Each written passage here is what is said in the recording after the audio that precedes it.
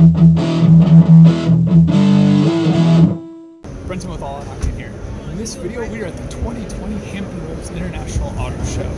Auto shows are a lot of fun. They let you explore cars that you wouldn't normally see or sit in. If you only have your own car, you don't have the access to all of these awesome vehicles. So I like to attend auto shows to primarily see what is coming in the future. I don't normally buy cars brand new. So what I end up doing is when I want to look for a used car, I think 5 years from now, will I like this car? Is that the one I'm going to buy? And that's the awesome part about an auto show. And also, it's a no-sell environment. So you're just literally getting information about vehicles without anybody pressuring you to buy it. So let's go have a look and see some of the cars. Hi, I'm Abigail Fuller with All Out Octane, and we are here at the Hampton Roads Auto Show for 2020. This is just a great place to come if you're looking to either buy a new car or you just want to look and see what the 2020 models are going to be like in case you want to buy a used car somewhere down the line. We don't really buy new cars, or at least we haven't had that ability yet, but it's nice to know what the 2020 models are like and what you like and what you don't like, so that eventually down the road, if you see one that you're looking into, you can remember what you sat in, what you liked, what you didn't like before you get to buy. So let's go check it out.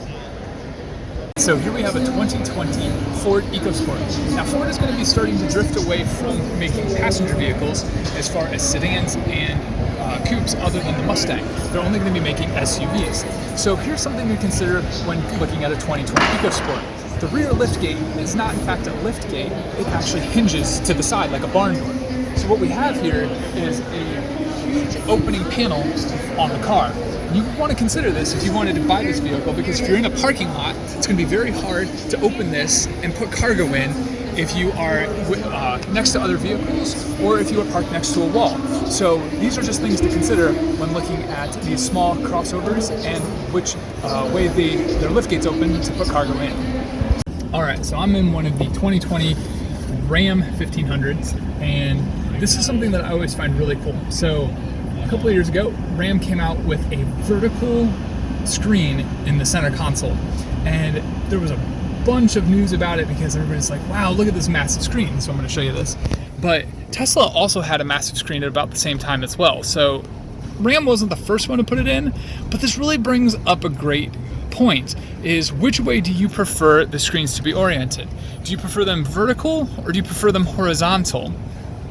And I think that's a great thing to think about, because when it comes to ergonomics and what you're trying to control, I think sometimes it's better to have vertical, while other times displaying information to actually look at, it's better horizontal. So it's really cool to see these screens, and in both in Tesla and in Ram, but I know that Ford's going to be coming out with one that has both a horizontal and a vertical one, and it'll be cool to see what that one's like too. So maybe at one of the other auto shows when that vehicle comes out, I'll be able to look at that and we can compare it there.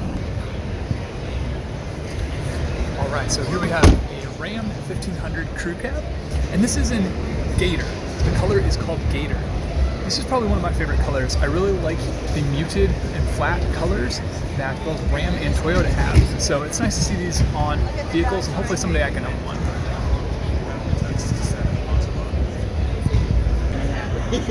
I have thoughts. I have lots of thoughts. For example, this color is fantastic.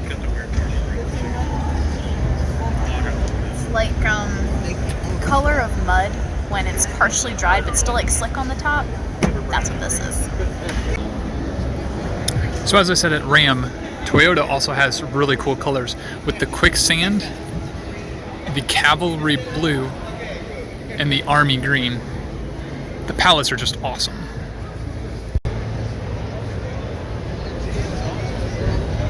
We don't have a Cadillac.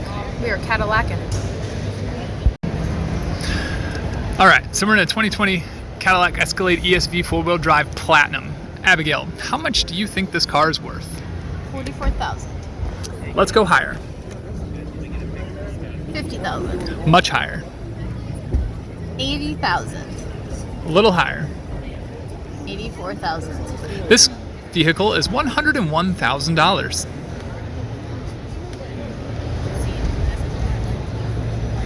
So we're in the 2020 Buick Enclave. This replaced the Buick Rendezvous, and we actually currently drive a Buick Rendezvous, a 2003 Buick Rendezvous. So this is really cool, nice vehicle to see. It does sticker for over $47,000, so we won't be adding it to our garage anytime soon. What we do like though is the red exterior paint, and we also like this warm brown interior. That's a really cool touch. Smokers beware, there is no lighter. Feature? One of the coolest features that I like about vehicles that have them is the sunglasses holder. That is one of the coolest features, I think. All right, so here we have the 2020 Nissan Kicks. This is kind of a controversial vehicle. I made a meme about this, and I might share that, put that on the screen really fast to see if you get it. But a lot of people don't know that this vehicle exists. One of the coolest features about it that I like is the two-tone paint. So I like the white roof with the blue paint job, and obviously you can kind of get a different color on the bottom as well. But that just is a really cool feature to me. So I'm in the Fiat 124 Spider, and the reason why I'm hanging out the window as Abigail pulls up the convertible top is because I don't fit in this car. So just like Doug Zamiro, I'm 6'4". I'm flat out honest with that, and my knees are squished. This car is so small, and I have the seat all the way back because there's nothing to go back with. I can't even extend my feet into the footwell. Yes, you might think I have a lot of stuff, yes, but it's not true. I literally can't put my feet into there because of the bend angle. It just won't happen. So, yep, this car is a no-go. So here I am in the driver's side of the Fiat 124 Spider, and I am so squished. Like, yes, I could drive it if need be, but my head sticks over the roofline, and my legs, I literally can pivot my foot, but that is about it. You should have seen me try to get into this car. Actually, I'll do you one better. I'll get out of this car. So, I am normally a pretty graceful person getting in and out of cars, but this is not going to be pretty, and I apologize to you now. There we go. Okay. That is too tough. All right, so here I am in the 2020 Toyota Supra, or BMW Z4, however you see fit. But my first impressions are that the A-pillar for me, so I am very tall, as I've described. The A-pillar for me is very tough because it has, if I'm sitting here and you're sitting in my line of sight, this A-pillar is very tough to see out of, along with the lower roof line on the door. So I don't have a lot of visibility off to my left. I have a little more off to my right. The rear view mirror does sort of get in my way, but it's not too bad. I can always kind of just, adjust accordingly as I'm kind of moving the camera to show you. But this helps. This is tough. The ergonomics are nice. I have room, so I'm able to fit. The steering wheel is in a good location. The center console has some nice resting points, as well as on the left-hand side as well. The horizontal screen, the infotainment screen, is nice. It does kind of stick out and protrude up there, but at quick glance, it is nice to have it there because you can kind of quickly see any information without having to look down at something. So that's also kind of nice that way. But overall, the 2020 Supra seems really cool. I know it has a lot of buzz around it. I like it. I can fit in it. If someday I ever had a chance to buy one, I would probably take it for a little while, give it a spin and see what it's like. All right, so we're in a Toyota Corolla hatch. And the cool part about this is, and this again why auto shows are really nice, is because you can do the lean test. So you might be asking, what is the lean test? I don't know if this is a scientific name for it, but to me, a lean test is, can I lean on a center console or part of the door comfortably? And as you can see, this is not comfortable for me. I'm squished. So I could not lean here, and I also cannot lean on the right side into the center console without, I can't touch the wheel. So yes, I probably could telescope the wheel if the car was set to do so. However, then I would be also messing with how I drive the car. So from a lean test perspective, this is why you can go to auto shows and test this stuff out. I would definitely not buy a Toyota Corolla simply based on that, because if I'm going to take it for a long drive, I want to comfortably relax my arms and hold the steering wheel. If a car can't facilitate that, I'm not interested. Always fun to know and try out at auto shows. I'm highly disappointed by the lack of refrigerators in these cars. This is 2020, people. This is the future. Get with it. This is where people used to put maps back in the day. This is not where they put them now. Now they are on your phone. Oh, So we're in a Mercedes GLS 450, and this sticker's right around, let me see, I just saw it, $85,000.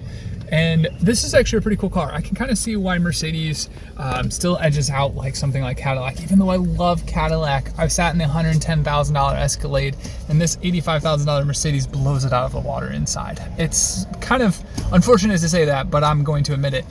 The cool part about this Mercedes though as well is it has a ginormous double horizontal screen. So there is actually a divider right here in the center, and there's two different screens. You can kind of see based on the reflection that there's two different screens. That is awesome to me. It has this nice wood grain feature, or I'm sorry, wood grain in the center console. And Abigail just absolutely loves features, so for her, it's kind of lacking. Cannot open this. I guess we'll have to figure that out now, won't we? Why the heck won't it open? Okay. So we're gonna play Doug DeMuro really fast with quirks and features. Quirk, when you push the button and it opens both at the same time, yet you can individually close them. You cannot open individual ones corresponding to their side. That is a quirk and feature at its finest. I can basically stand up in here. Like, my head's a little crooked, but pretty much, yeah. Ooh, there's a TV. It's a big TV.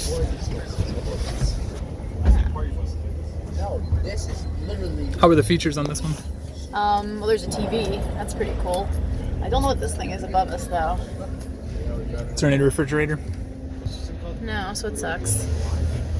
Just kidding. Not really. Alright, let's go to the Grand Canyon. Alright, so I'm in a Land Rover Discovery.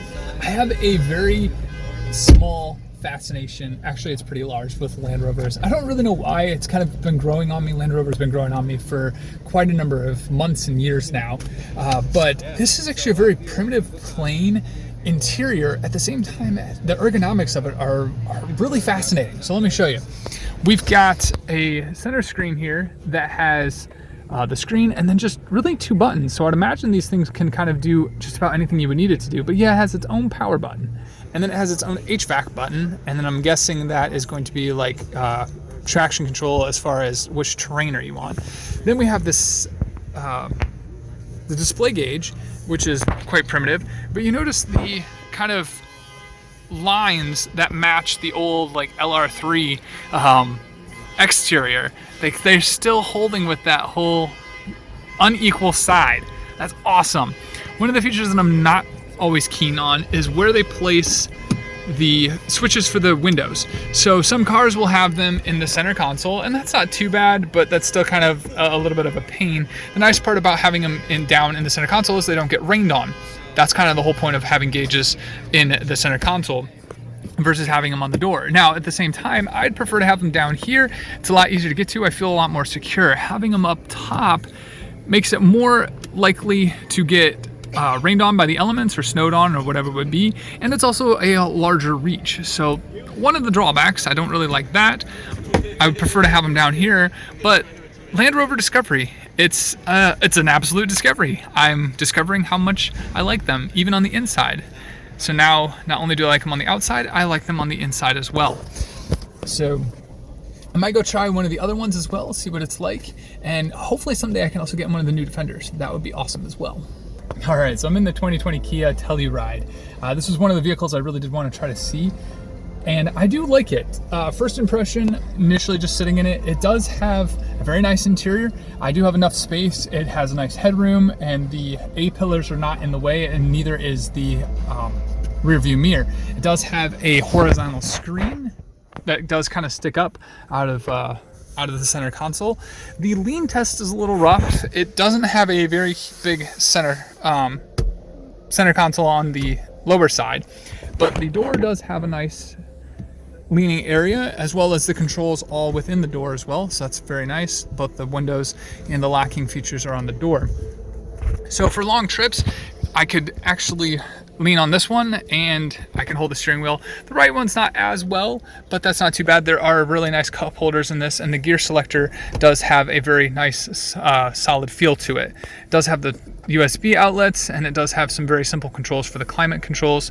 But it would be nice to see this one in action, actually have things light up so I can kind of get a better read of it. But overall, it does fit. It's a nice vehicle. I'd just be curious to kind of give this one a drive and see if I'd like it in about 5 years when it comes on the used market. I have lots of thoughts. Stay tuned.